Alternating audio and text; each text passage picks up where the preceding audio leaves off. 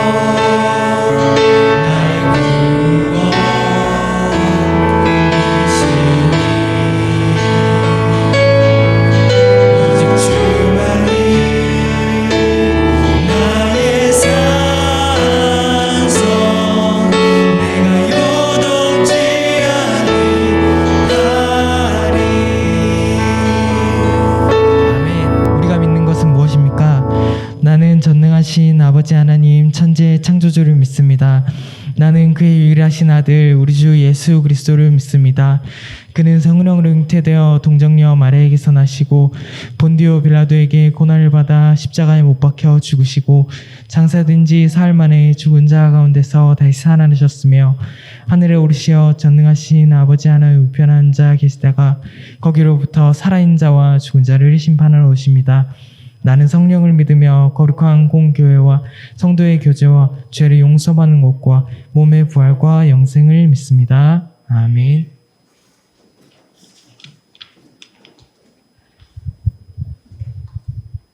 하나님, 이번 주도 건강하게 해주셔서 감사합니다. 그리고 오늘은 가족 총동원 주일입니다. 많은 가족들이 예배 드릴 수 있게 해주세요. 그리고 오늘 예배에서 전도사님의 말씀을 잘 들을 수 있게 해주세요. 예수님의 이름으로 기도드립니다. 아멘.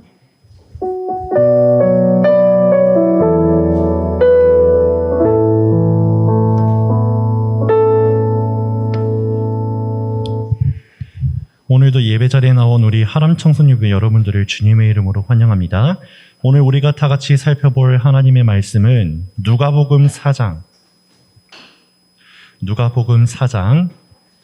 18절에서 19절 말씀입니다. 누가복음 4장 18절에서 19절 말씀. 전도사님이 말씀을 봉독해 드릴 때 하나님의 음성을 들으시기 바랍니다. 주의 성령이 내게 임하셨으니 이는 가난한 자에게 복음을 전하게 하시려고 내게 기름을 부으시고 나를 보내사 포로된 자에게 자유를, 눈먼 자에게 다시 보게 함을 전파하며 눌린 자를 자유롭게 하고 주의 은혜의 해를 전파하게 하려 하심이라 하였더라. 아멘. 자, 여러분들 가정의 달 마지막 주일입니다. 특별히 오늘 우리 교회는 어떤 주일로 지키죠? 네, 맞아요. 온 가족 주일로 예배를 드리죠. 가족과 함께 예배를 드리면서 우리 가족 모두가 믿음으로 구원을 받은 하나님의 백성들임을 확인하는 시간입니다. 특별히 오늘 목사님께서는 우리가 가족 가운데서 사랑을 나누고 하나님의 사랑을 깨달아 이를 행하자라고 말씀하셨죠. 자, 전도사님도 오늘 하나님의 말씀을 통해 여러분들에게 우리가 하나님의 은혜로 말미암아 한 가족 가운데서 구원을 받게 되었다. 우리가 믿음으로 말미암아 하나님과 함께 되었다. 이것은 우리 가족뿐만이 아니라 우리에게도 매우 중요하다는 사실을 전달하고자 합니다. 오늘 말씀에 귀를 기울여 나와 우리 가족 모두를 구원해 주신 하나님께 감사하며 그 은혜를 기억하는 시간 되시기 바랍니다. 자, 먼저 오늘 말씀에 들어가기 전에 갈릴리라는 오늘 말씀의 배경을 한번 살펴보도록 하겠습니다. 자, 전도사님이 정답을 미리 말했지만 예수님께서 주로 사셨던 곳은 어디셨죠? 네, 맞습니다. 갈릴리예요. 자, 다음 그림 한번 볼까요? 자, 여기가 갈릴리예요. 자, 여기 갈릴리에 나중에 여러분들이 시간 되시면 한번 가보세요. 풍경이 매우 좋아요. 배를 타고 여기 서쪽에서 동쪽 끝까지 갈 수 있는 코스도 있어요. 동쪽 끝에 도착하면 이제 거기에 맛있는 식당이 있는데요. 이 갈릴리에서만 나는 생선으로 이제 구워주는 식당이 있습니다. 전도사님 그 맛이 너무 좋아가지고 아직도 기억이 나요. 자, 아무튼 간에 예수님께서는 이 갈릴리라는 이 도시에 사셨어요. 그런데 특이한 게 있어요. 저 호수의 이름도 갈릴리고 그 옆에 있는 동네 지역의 이름도 갈릴리예요. 예수님께서는 이 갈릴리 호수 주변에 있는 갈릴리라는 동네에 나사렛이라는 저 이름하는 동네에서 주로 사셨어요. 자, 예수님께서는 사역을 시작하시고 나서 얼마 지나지 않았을 때 다시 한 번 더 이제 오랫동안 자라셨던 그 동네 이름이다.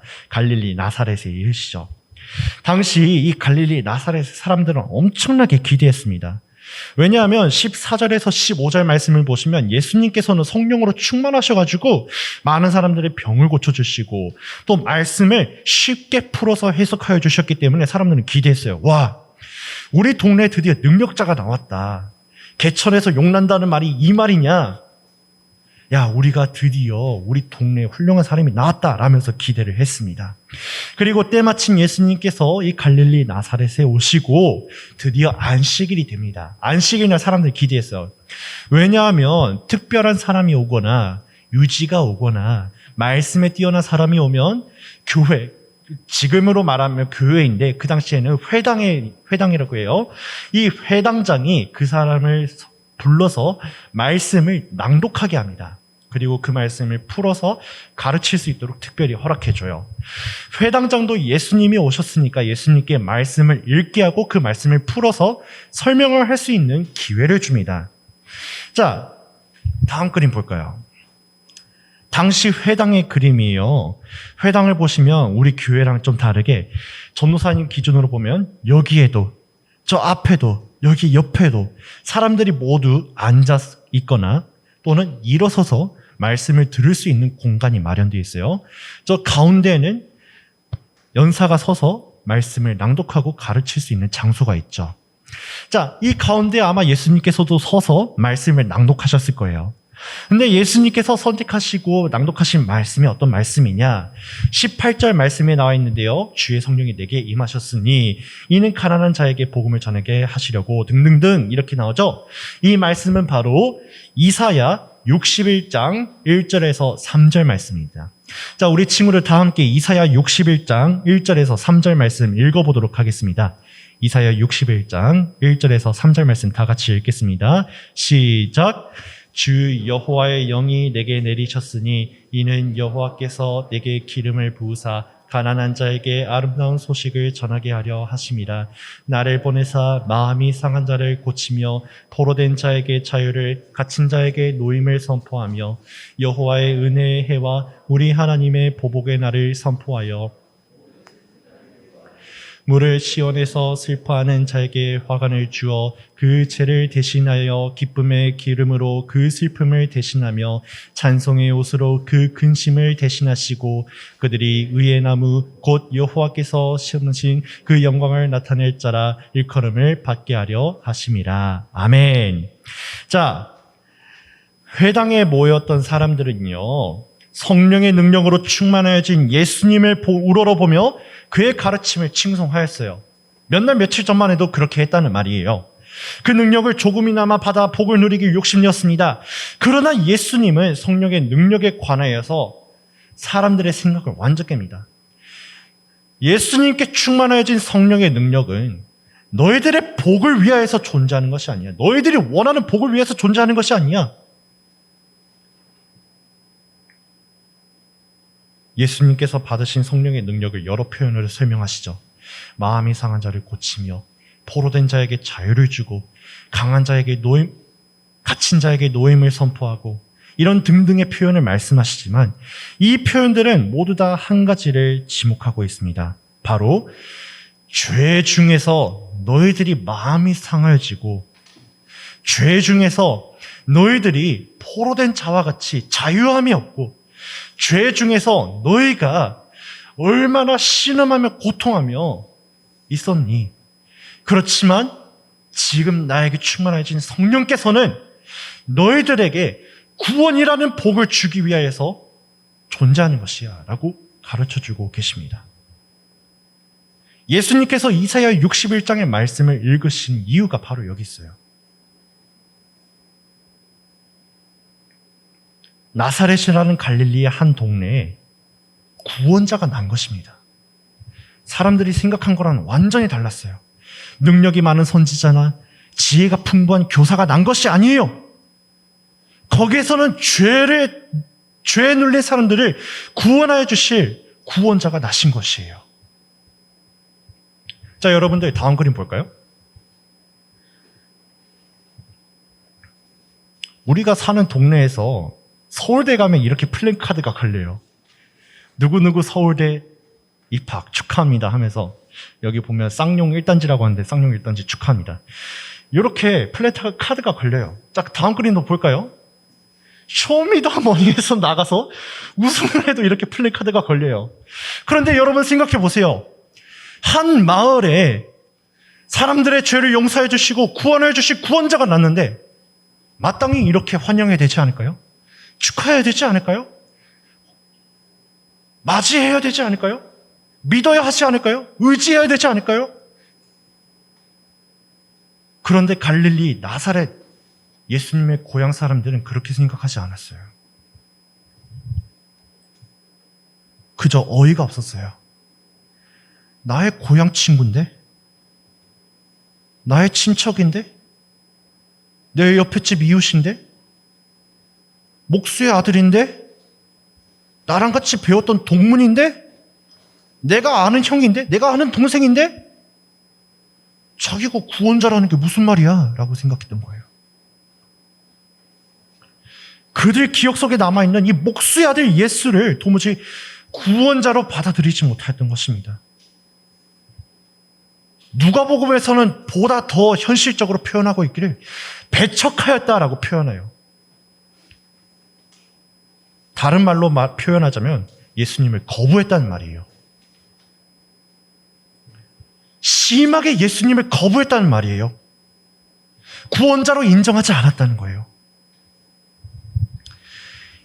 예수님께서는 자신을 구원자로 믿길 거부하고 심하게 배척하는 이 나사렛 사람들에게 두 가지 예시를 들어주십니다. 바로 선지자 엘리야와 선지자 엘리사가 고향 이스라엘 사람들에게 배척받고 인정받지 못하고 모진 핍박을 받았다. 하지만 이방 사람인 사르밧 과부와 나아만 장군은 저를 따라서 하나님을 믿고 의지하였을 때 병 고침받고 어려움에서 놓이게 되고 구원함을 받게 되었다라는 예시를 전달하게 됩니다. 이 예시는 무엇을 뜻할까요? 지금 고향 사람들이 예수님을 구원자로 인정하지는 않고 있지만 하나님이 보내신 진정한 구원자는 너희들의 이웃이었던, 너희들의 형이었던, 너희들의 동생이었던 예수였다. 그를 따를 때, 그를 믿을 때, 그를 의지할 때, 그를 신뢰할 때,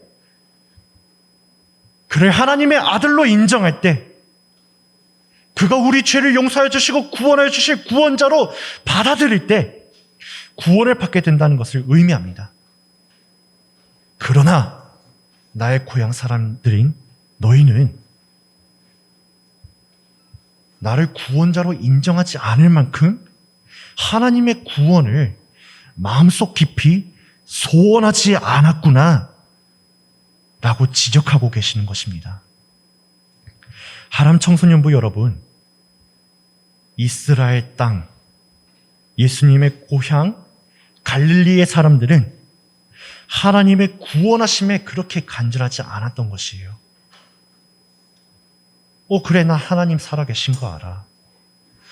그래, 나 하나님의 말씀 알아. 그래, 나 하나님을 알기 때문에 나 회당에 나가. 이렇게 말하는 사람들이었지만 그들의 마음 한켠에는 하나님의 구원하심에 대한 열망이 없었어요. 확신이 없었어요. 믿음이 없었어요. 그렇기 때문에 그들은 예수님께 충만하신 성령의 능력을 보고 구원을 바라기는커녕 자기들의 눈요기를 채울 만한 오락을 원했습니다. 배를 채울 만한 음식을 원했습니다. 자기들의 지식으로 도무지 얻을 수 없었던 가르침을 원했습니다. 그러나 여러분,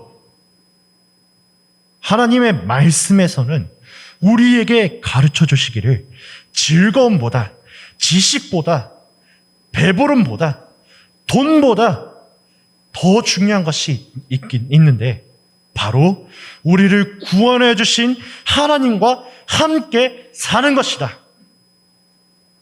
하나님의 구원의 은혜를 매일매일 누리는 것이다 라고 가르쳐주고 계십니다. 우리 다 함께 시편 37편 3절에서 6절 말씀을 읽어보도록 하겠습니다. 시편 37편 3절에서 6절 말씀입니다. 시작. 여호와를 의뢰하고 선을 행하라. 땅에 머무는 동안 그의 성실을 먹을거리로 삼을지어다.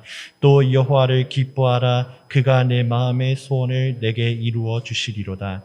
내 길을 여호와께 맡기라. 그를 의지하면 그가 이루시고 내 의를 빛같이 나타내시며 내 공의를 정오의 빛같이 하시리로다. 아멘. 자, 여러분들, 빛이 비출 때 어떤 현상이 일어나죠? 어두운 곳이 밝게 됩니다. 그러므로 빛이 있다는 것은 우리가 밝은 곳을 볼 수 있다는 것이죠. 한편으로는 그 빛으로 인해서 우리가 어둠 가운데에서 한 가지 길로 나아갈 수 있다는 것을 알 수 있습니다.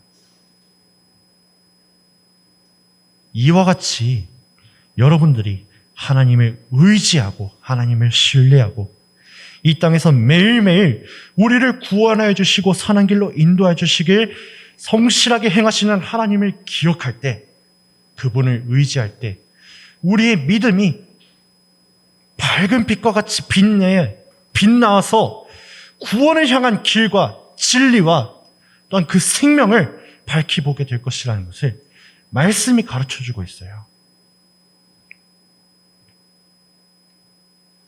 그러나 여기에서 나사렛 사람들의 단점이 드러나게 됩니다. 예수님을 구원자로 받지 못한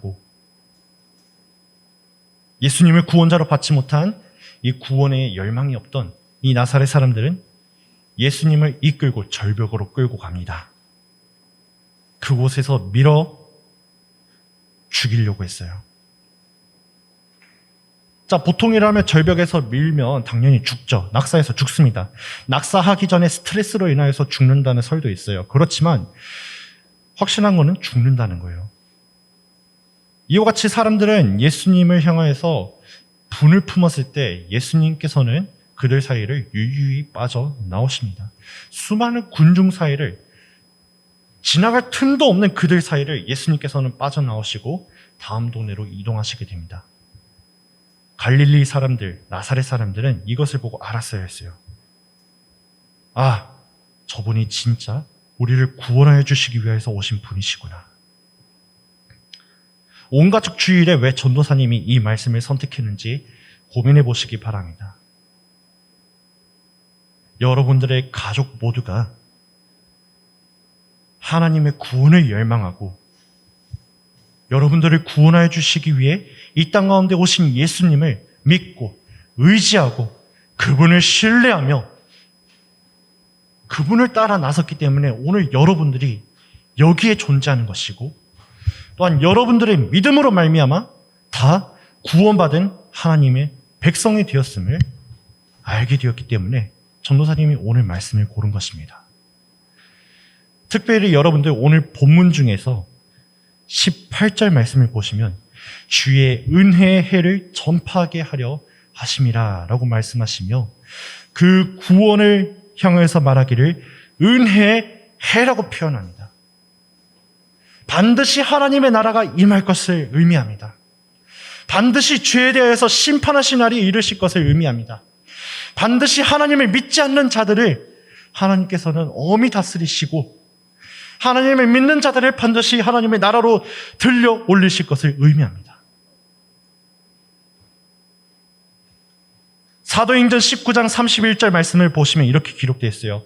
주 예수를 믿으라. 그리하면 너와 내 집이 구원을 얻으리라.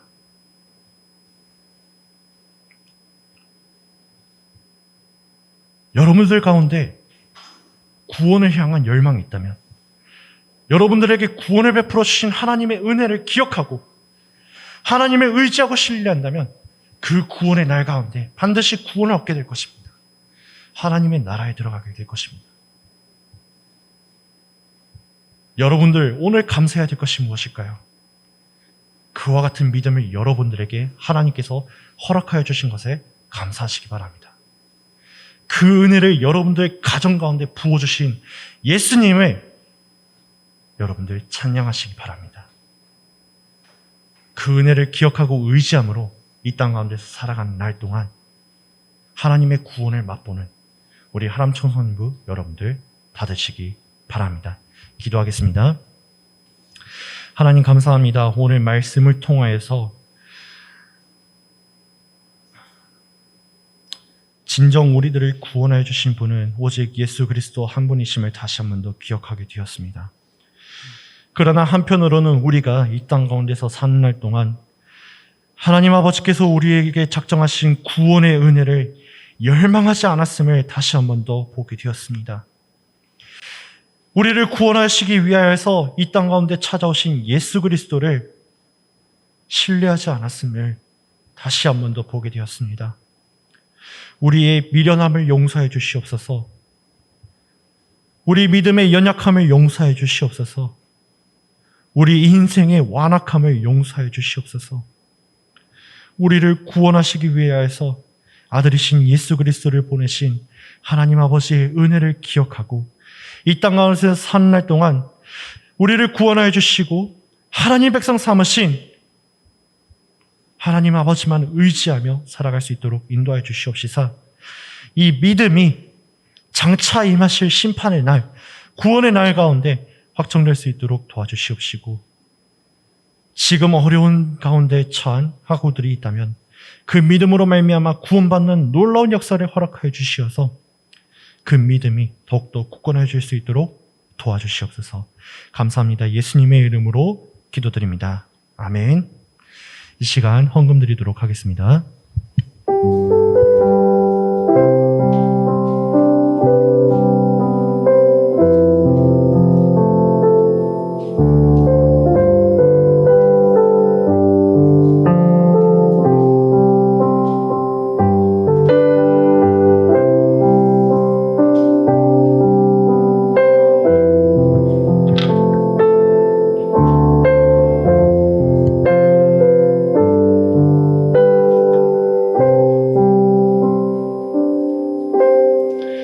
이 시간 오윤진 선생님께서 우리를 대표해 기도하시도록 하겠습니다.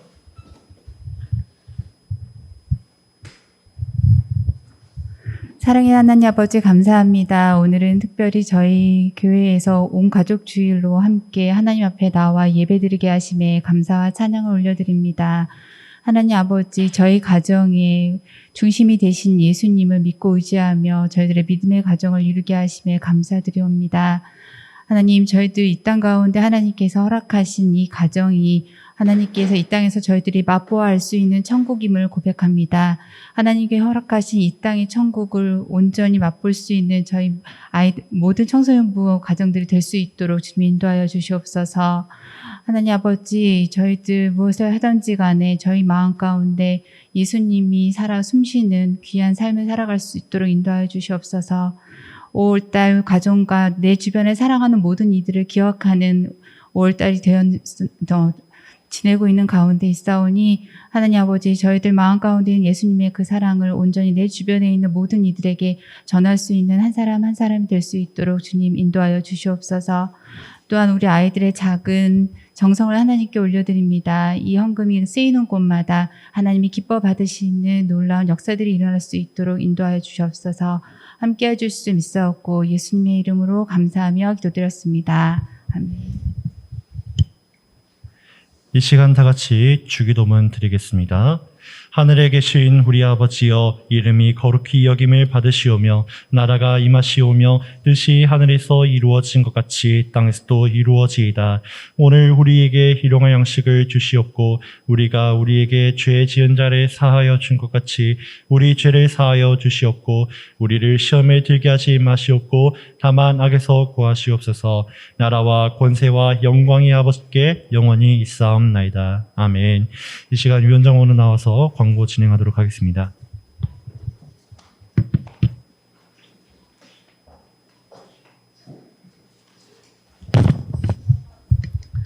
(5월) 묵상 말씀을 다음 주일에 마감합니다. 반별 신방을 계획 중에 있습니다. 각 반별로 일정을 정해주시고 전도사님께 알려주시기 바랍니다.